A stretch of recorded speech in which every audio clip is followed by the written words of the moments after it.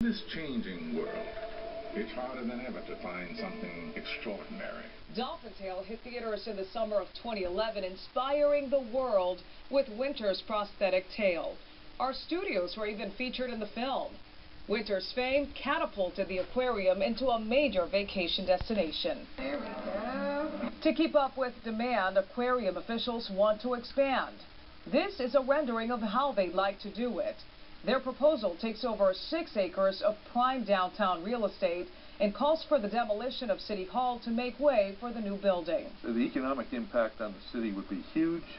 I think it's the catalyst for the redevelopment of downtown. The new 200,000 square foot aquarium has a price tag of $160 million.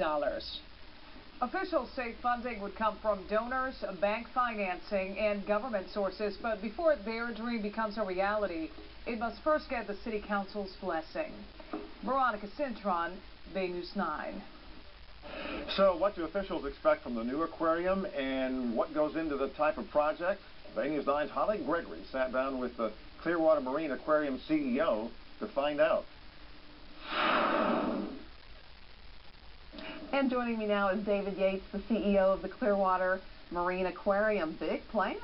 They are big plans. We're trying to make sure we leverage the opportunity we've been granted with the movie Dolphin Tale coming out. So it's going to be, the plan is to build a brand new facility in downtown Clearwater that's good, not just for us, but for the entire area, and continue the tourism impact the movie's created over the years. So 200,000 square feet give you a whole lot more room to maneuver. I mean, what would it be like inside there?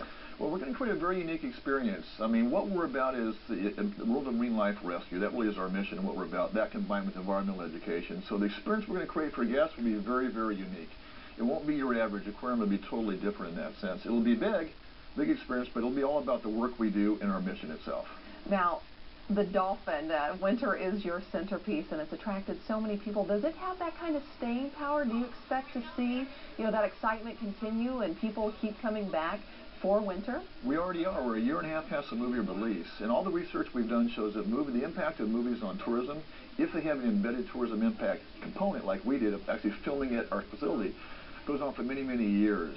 And it go on, and the more we leverage it, the better that will be. So Winter's story really is what's called an evergreen story. It's going to be around forever. The benefits will be for 10, 20, 30 years down the line. It's just a great, compelling story that will go on forever.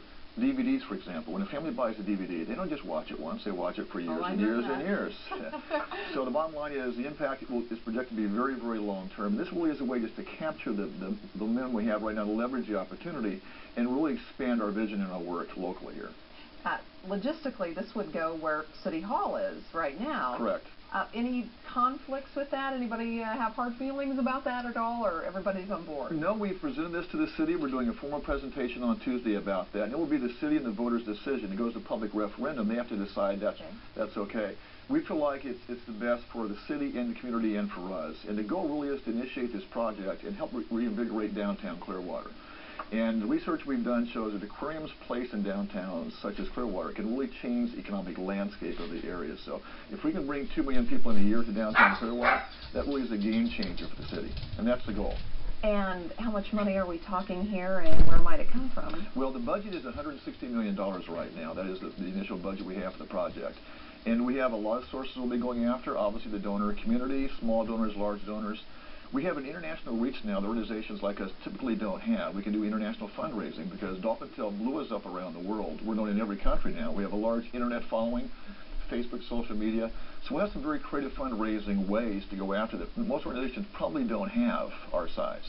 Now, you have the Florida Aquarium, of course, right across the bridge, and now you'd be opening, if this all goes according to plan, an even bigger facility. Is it a competition? Do the two complement each other, or where does that all fall together? I think they're very complementary. Florida Aquarium does great work. We love them. They have a great facility, a great team there. We actually partner on some projects. Our facility will be slightly different than theirs. It's going to be about the world of marine life rescue, as I mentioned, and our mission, which is slightly different than theirs. So the experience you get will be different than Florida Aquarium or another aquarium like that.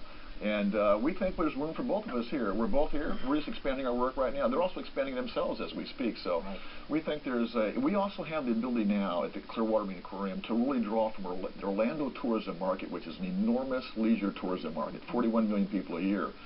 that other organizations probably can't do because of our awareness. The families that go to Orlando are the same families that watch Dolphin Tail, for example. So we now have the ability to pull tourists from Orlando we didn't have before.